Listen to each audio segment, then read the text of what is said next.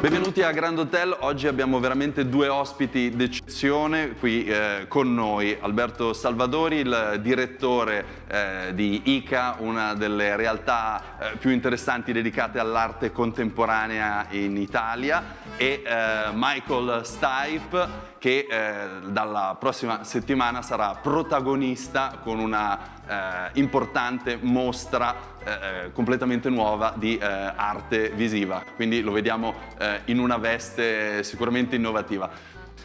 Alberto, come hai fatto a portare un personaggio di questo genere, che avrebbe potuto probabilmente esporre in qualunque posto in Italia, in una realtà che tu stai portando avanti da qualche anno con grandi soddisfazioni? Com'è nata questa collaborazione? Ma è nata nella maniera più naturale possibile. Questo grazie a Michael, che è una persona estremamente generosa e attenta. E è nata da un amico in comune che ci ha messo in contatto. Ci siamo incontrati a New York nello studio di Michael ed è in maniera molto semplice e naturale è emersa la possibilità e l'idea di poter lavorare assieme ad un progetto. Michael è una persona che ha una sensibilità artistica impressionante ed è sempre molto attento a tutto ciò che è, diciamo, nuovo e assolutamente non mainstream, cioè nella misura in cui lui stesso, no? Come dire, portatore di un messaggio altissimo, e ha deciso di sposare la nostra causa di piccolo no profit dedicato alla ricerca e alla sperimentazione, e così è stato. Quindi sarà aperta al pubblico, ricordiamo gratuitamente questa esposizione da ICA a Milano fino al prossimo 16 di marzo, se non erro. Sì, la mostra inaugurerà la prossima settimana, da giovedì della prossima settimana sarà aperta, dal mercoledì al sabato, l'ingresso è gratuito e ci sarà la possibilità di vedere la prima grande monografica di Michael Stipe, che è un artista visivo a tutto tondo di immensa portata. Michael, let's start from the beginning. Visual arts are something that are part of your DNA since the beginning of your career. When you was still a student, you started. Is it correct?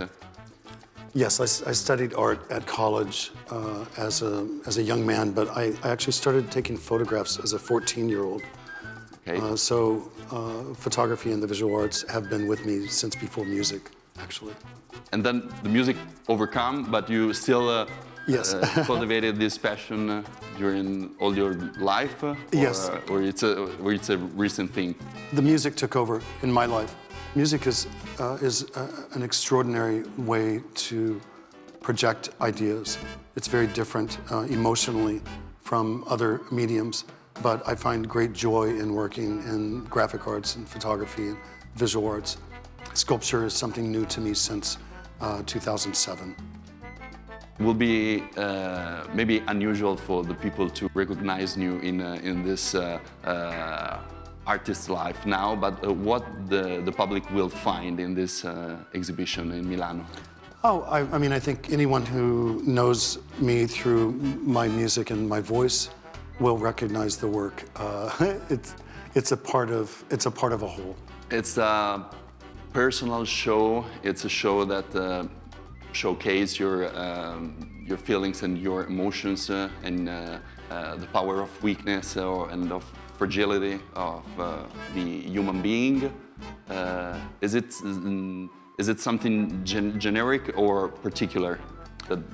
It's not particular to me. I think acknowledging our vulnerability and embracing that as a strength is something that each of us could use in times like right now. You know, we are in very difficult and sometimes dark times, and to acknowledge that moving through a period like right now is not easy for any of us is probably very good for us individually, but also within our community and within our countries and ultimately the world. Can you explain us the wonderful title you gave to the exhibition? Yeah, well, The title is acknowledging difficulty and dark times, but saying for the moment, even for this one moment when I'm in a room surrounded by things that excite me or that bring joy to me, that it's okay to feel joy, it's okay to feel excitement and happiness, and to acknowledge that life isn't always dark and always terrible. Yeah, I think that's Are you? Yes. Are you happy in this part of your life? I mean, I'm very happy that Alberto saw what he saw and invited me to join ICA here in Milan. I love When did you choose Milan? I love Italy. You could have the chance of, to showcase everywhere probably in Italy. And why did you choose this space in Milan? It's a kind of, in a positive way, an underground space, okay? A research space. It's something for the usually young generation and new waves of contemporary art. Yeah, I mean, ICA is a very a serious and quite powerful place. The work that I do is somewhat pop, but Alberto is, I think, visionary in recognizing the work that I do is something that extends beyond music, and so I'm just really happy to be here. I love Italy. I love Milan. You come often here? I do, yeah. Which are your favorite places? I love the South, actually. Yeah, I go to the South a lot. And regarding the artworks, or the public will find sculptures and photographs, okay, different media. How would you define this, your art? Is it kind of conceptual? It's something that you would like the people to reflect when they see the artworks, or is something pop or immediate, or cousin of arte povera? And,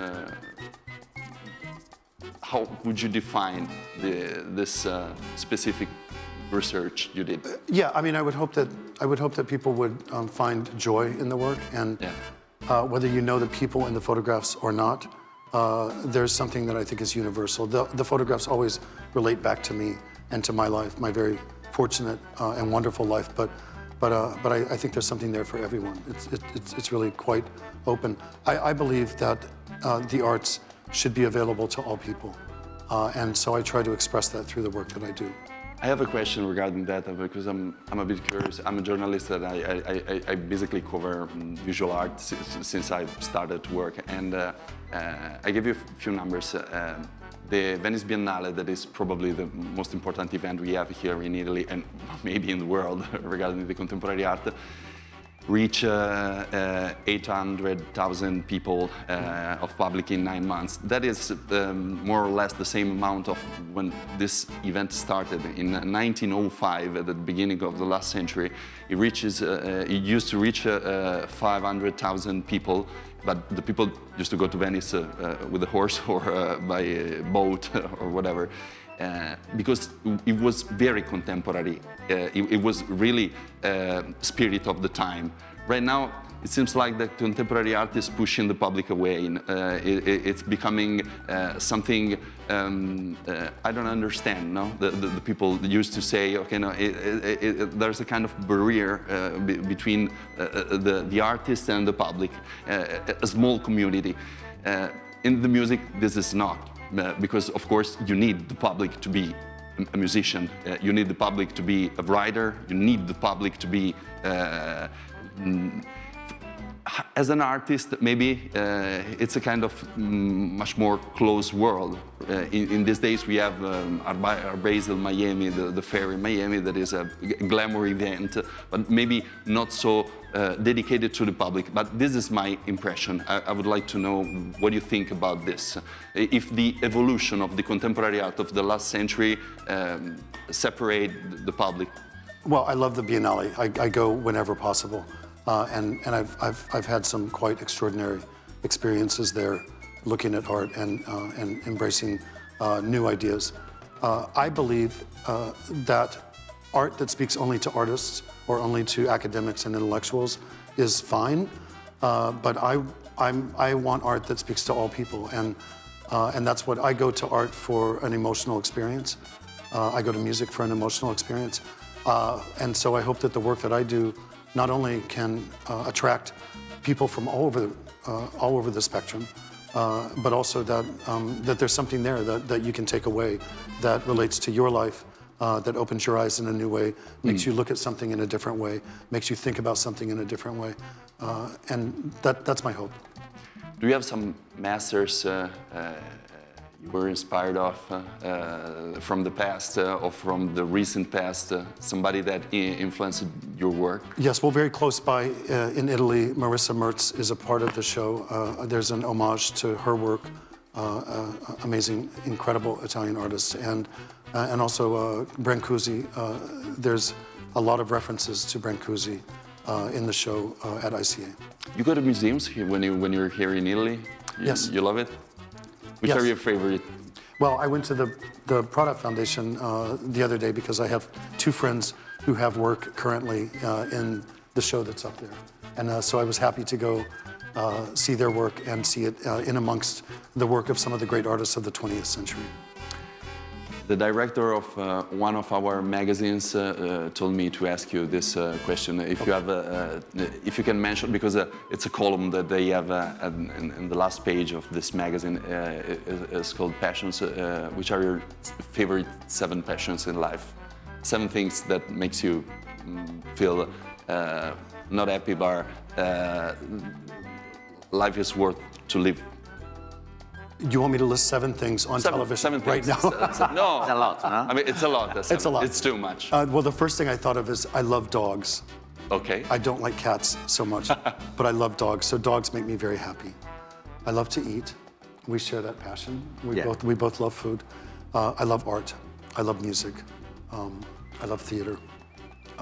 I surround myself. Alberto and I have become, through the process of putting together the show, good friends, and I find that the people around me are people that are creative and people that have ideas that push my idea of what it is to move through a life in ways that are maybe sometimes uncomfortable, but often open up new ideas and new ways of thinking. And so I love all of the arts. I love surrounding myself with people who are creative and who challenge my very simple ideas sometimes and provide for me a more complex vision of who we are and what we are. I have a last question for you, because you started your career in early 80s as a professional musician. And I wasn't very professional in the 1980s, but yes, I understand, I follow. Anyway, it was a decade of strength and powerful messages, no, in the cinema, with Stallone or Schwarzenegger or whatever, where the man should be very, with no cry, very powerful, no tears, and that's it. But you changed, obviously, with your art, and maybe also some of your friends, no? I think, of course, Cobain or many others that made weakness strength, the power to show that we're not so everybody Iron Man, no, okay. And do you think that society has changed through messages of your generation, because the generation that changed music between the 80s and the 90s and maybe later, do you think that something, especially in the US right now, no, there is also this new current policy of Me Too or strike for the actors? I mean, it's we're a bit more respectful of ourselves today. We're discovering the power of weakness today. Yes. Yeah, just by being myself and embracing that vulnerability. It's not weakness so much, but vulnerability. We recognize and acknowledge that the archetypal man and the archetypal woman is something that really belongs in the past. We've moved forward in the 21st century into a greater understanding of how these archetypes break down, and they don't have to follow us into the future. I think just by being myself, I was able to provide a different certainly to Schwarzenegger and Stallone, I was able to provide a different way of looking at what it is to be a man and to move through your life in a different way. That embraces the wholeness of being a person and not breaking it down by gender. Alberto, se dovessi incuriosire il pubblico e dire perché venire a visitare questa mostra di Michael Stipe che ci racconta un altro Michael Stipe che forse non conosciamo, in poche parole, qual è la scintilla del suo lavoro? Ma credo, anzi sono convinto che la scintilla del suo lavoro è quello di riuscire ad arrivare ai sentimenti delle persone.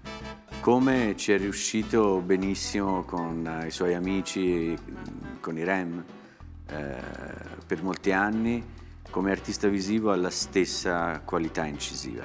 C'è un livello di sofisticatezza facilmente raggiungibile, quindi sembra quasi un ossimoro di per sé, no? Sembra quasi una cosa che non convive, no? Qualcosa di sofisticato che è raggiungibile. E lì sta la magia. La mostra di Michael è un insieme di manifestazioni di amicizia, di condivisione, della necessità di stare assieme, di mostrare i nostri punti più fragili come invece i punti di forza di ciascuno di noi. E pensando anche appunto a quella generazione degli anni '80 alla quale anche io da adolescente appartengo, i modelli di riferimento che dicevi te avevano delle alternative straordinarie che sono passate, come dire, forse più nel silenzio, ma che hanno anticipato quello che c'era oggi, e noi apparteniamo a quella dimensione lì, alla dimensione dei Derek Jarman, alla dimensione dei Lee Bowery, alla dimensione delle persone che attraverso l'onesta e sincera, come dire, manifestazione di se stessi senza nessun artificio creavano comunità. E Michael è una persona che ha una dote straordinaria, crea comunità, e questo è forse uno dei motivi per cui bisogna venire a vedere questa mostra.